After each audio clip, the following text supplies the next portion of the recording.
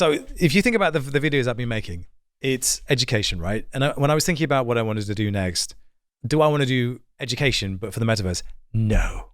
Because I look around like everybody's doing education. There is so much of it, and a lot of it is good. You don't need another educator. And to be honest with you, the bit that I do best, which is the storytelling bit, it's not necessary. We can do some education pieces, but what I want to do is I want to take the story of the metaverse, which I think personally is amazing, and elevate it to a level where people will think about it as this incredible opportunity. Because most people read articles about the metaverse and it's just an opportunity to dunk on Zuck or, make fun of stupid land sales and things like that. It's right. Hopelessly underserved in terms of good content.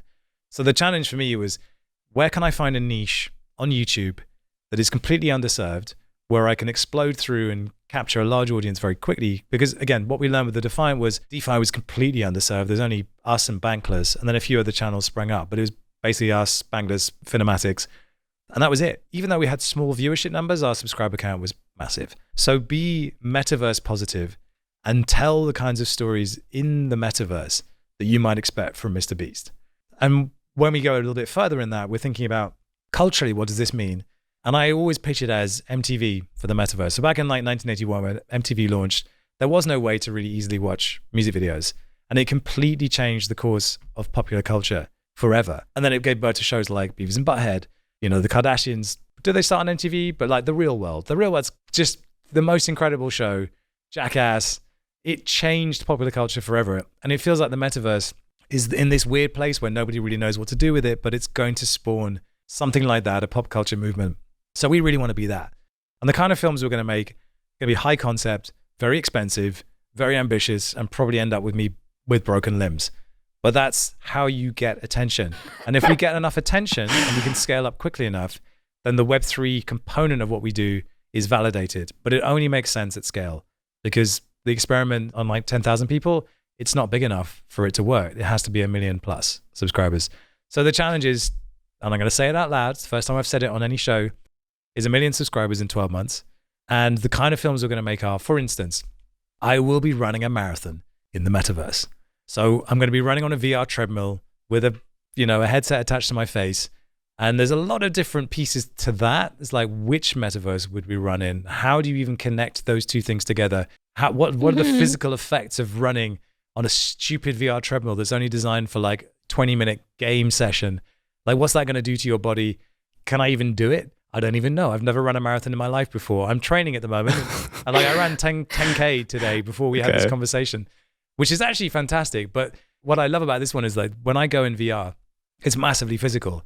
When Zuck is talking to Joe Rogan about his experience of VR, he talks about it in physical terms. Like, people are physically present when they're in his version of the metaverse. And I'm like, you know what? You're absolutely right. That's how I feel. So what's the most extreme version of that I can think of?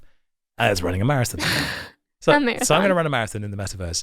And actually, it's probably going to end up being an ultra marathon, because we've built in this benevolent supervillain into the show, because we want to try and raise a lot of money for a kids hospital. And I've sort of done this experiment before. I ate 10 Big Macs in 2 hours, which I would not recommend doing, by the way. But managed to raise like $5,000 for this kids hospital in London. And we know that the cost of a dialysis machine is about 120K. So what we're going to do is we're going to run a Juicebox campaign during the event. One hit, we have to try and raise enough to buy one dialysis machine.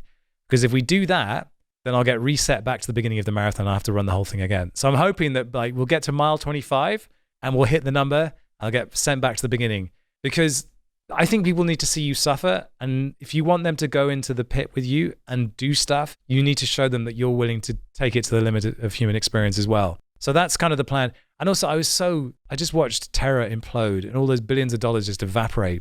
Whatever I do in this space, I want to do something that starts to redress that balance and redress the image of everything that happened. Because think of all the money and think of what could have been done with that. Like, if it's just ensuring that some sick kids have a better life and might actually survive, I'm willing to do that, and whatever it takes. So if it means running 60 miles instead of 26, then I'll do it, because I think someone has to show the way and has to give an example of what might actually be possible here.